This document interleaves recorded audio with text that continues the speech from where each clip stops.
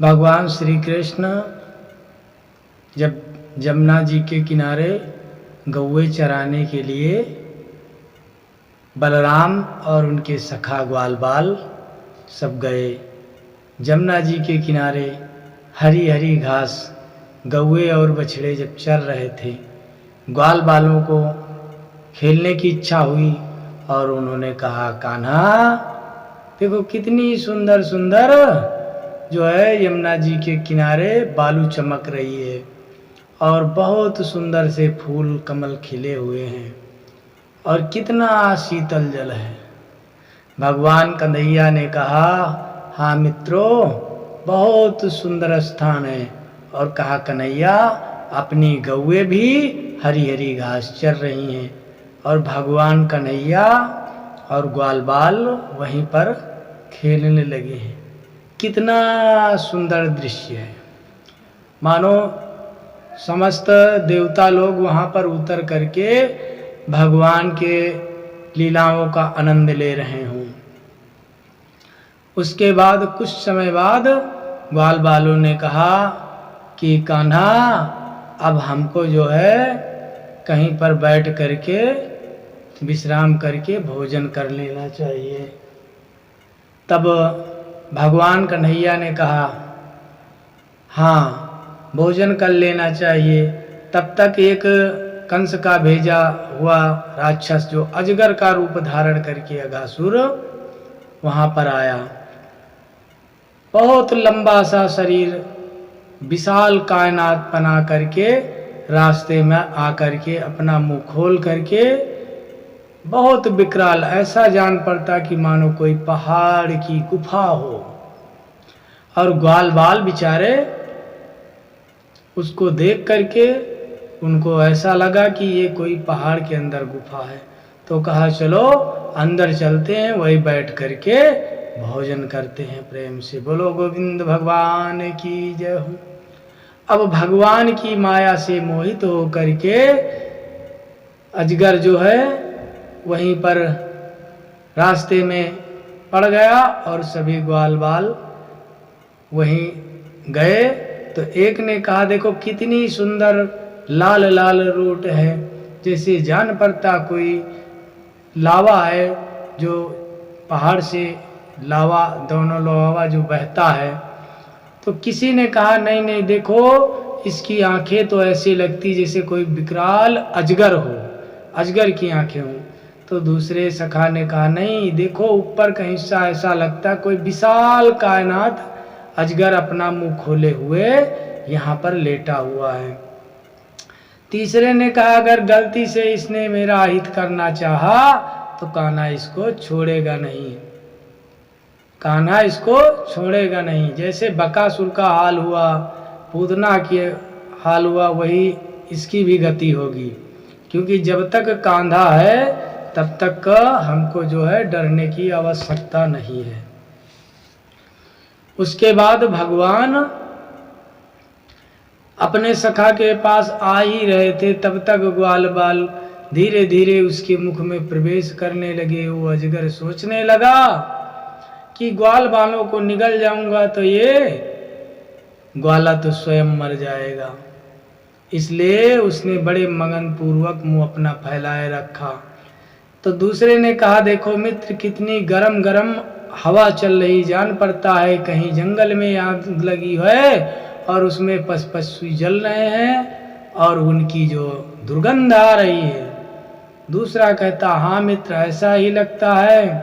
तो तीसरा कहता है, ये तो लगता है कोई बड़ा अजगर है, वो सांस जोर जोर से ले रहा है, इसलिए उसके पेट में जो पशु पक्षियों को इसने खाया उसकी दुर्गंध आ रही है। तीसरे ने कहा, डरने की बात नहीं है, डरने की बात नहीं है मेरे कान्हा के रहते हुए।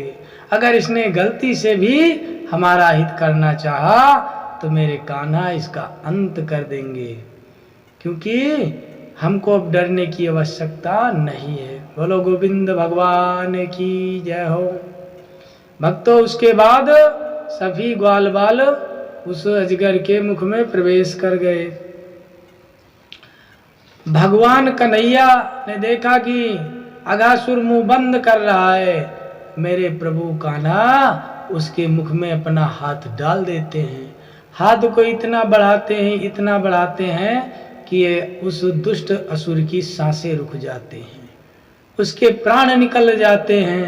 फिर उसके बाद प्रभु अजगर का मुंह फाड़ करके अपने सखाओं को मतलब आत्मामयी अमृतमय दृष्टि से देख करके उनको जीवित कर देते हैं।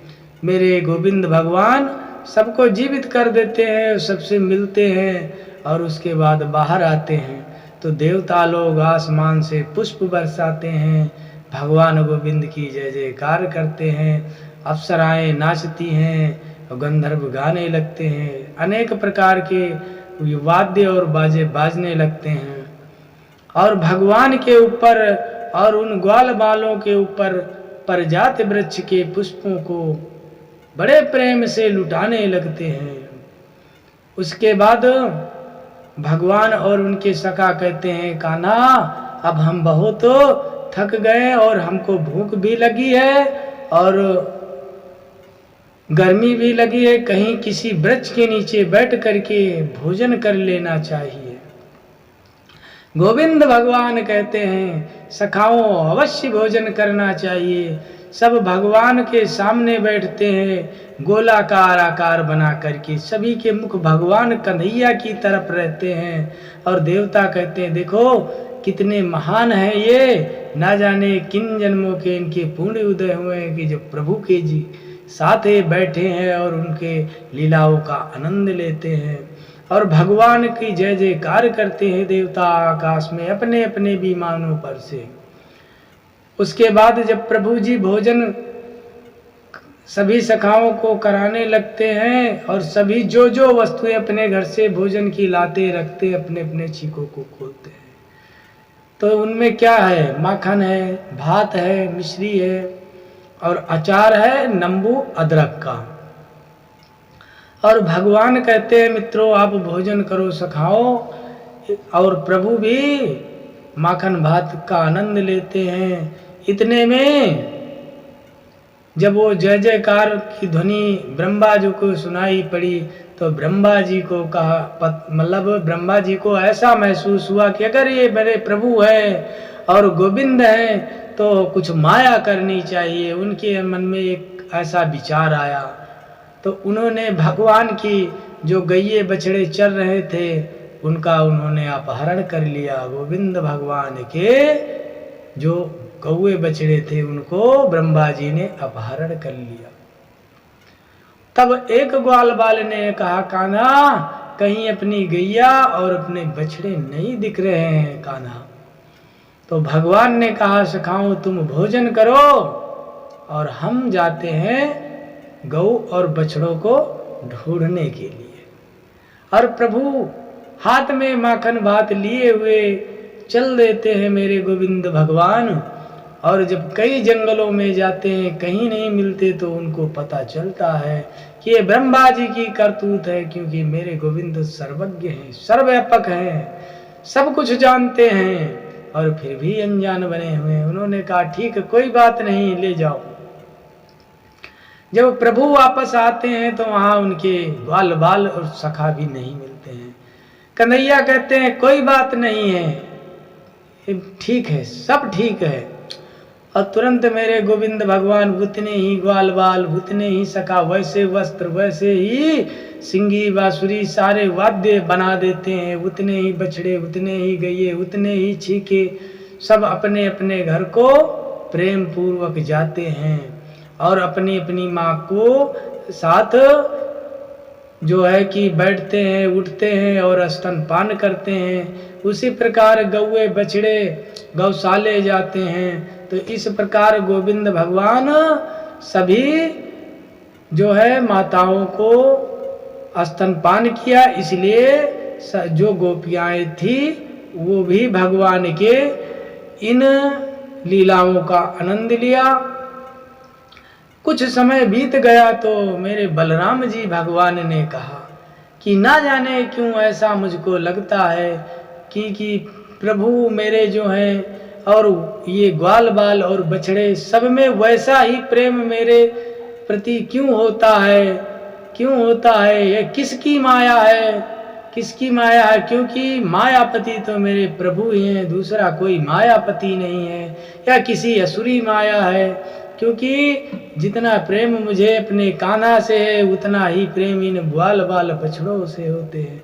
तब बलराम जी उनको गौर से देखते हैं तो सभी ग्वाल बाल सभी बछड़ों में कान्हा की मूर्तियां विमूर्तियां दिखाई देती हैं, उनमें सभी में कान्हा दिखाई देते हैं। तो कहते कान्हा ये कैसी लीला है? तो भगवान बड़े प्रेम से मुस्कुराते हैं, कहते दाऊ ये जो है सब हम ही हैं, हम तो सर्वज्ञ हैं, सब में हैं। अभी भी बलराम जी नहीं समझ, प्रभु अपने रोज जैसे गैया बछड़ा चला रहे उसी प्रकार खेल रहे हैं।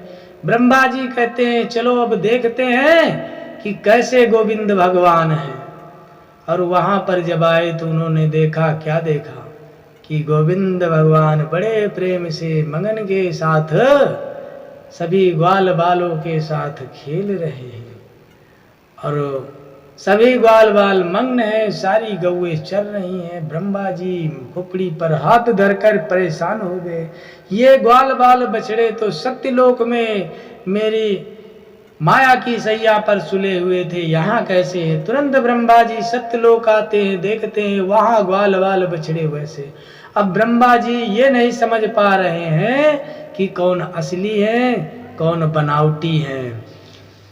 तब वहां से आते हैं और वे बड़े गौर से देखते, फिर भी कुछ समझ में नहीं पाता है तो अपने हंस परते कूद पर के मेरे गोविंद भगवान के चरणों में लौटने लगते हैं, दंडवत करने लगते हैं। कहते प्रभु हमको क्षमा करो, हमको क्षमा करो, आप मायापति हैं और हम तो आपके जो हैं दास हैं, आपके सेवक हैं, प्रभु हमको क्षमा करो।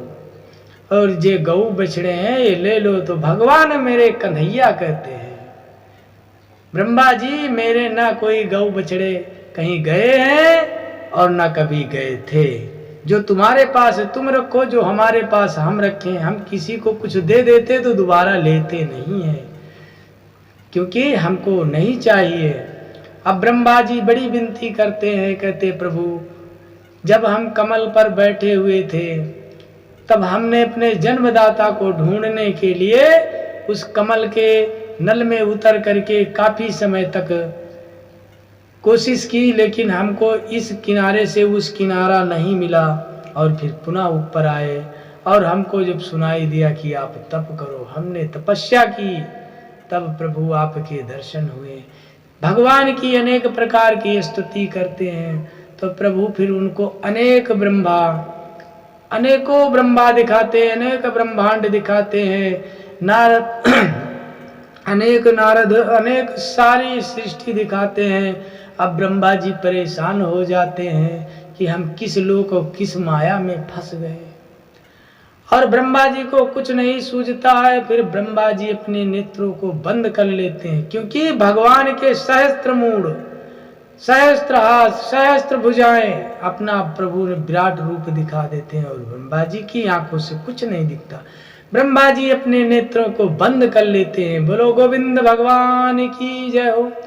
फिर उसके बाद ब्रह्मा जी जब नेत्र खोलते हैं तो पुनः फिर वही वृंदावन धाम दिखता है और वही फिर जमुना मैया दिखती हैं। कहते अच्छा हुआ पुनः वापस आ गए, और फिर भगवान को प्रणाम करते हैं तो देखते देखते सारे ग्वाल बाल बछड़े भाई भगवान कन्हैया गोविंद के शरीर में प्रवेश करते हैं। तब बलराम जी को भी प्रभु की माया का पता चलता है। और उसके बाद तब एक कथा एक हिसाब से है कि इस साल की कथा अगले साल में, तब ग्वाल बाल ऐसा लगता है कि भगवान अभी अभी गौए ढूंढ करके आए हैं और भगवान हाथ में माखन का और भात का लोंदा लिए हुए आए हैं और हंसते हैं, भोजन करते हैं, घर जाते हैं। और समय कितना बीता, एक साल में केवल 6 या 7 रात्रि बाकी थी, इतना समय बीता। और सत्यलोक का समय इतना था कि आप सुई लेकर के कमल के फूल में छेद करो, इतना समय सत्यलोक का यानी ब्रह्मलोक का। और भगवान प्रेम पूर्वक जाते हैं और सभी ग्वाल बाल बताते हैं कि मैया बाबा मेरे कान्हा ने बहुत बड़े राक्षस को मारा। तो ये हुई इस साल की कथा उस साल में। देखो भक्तों, समय कथा का हो गया है आरती का, इसलिए हमने कथा भगवान की प्रेम पूर्वक कही है। आप सभी लोग आरती के लिए खड़े हो जाओ।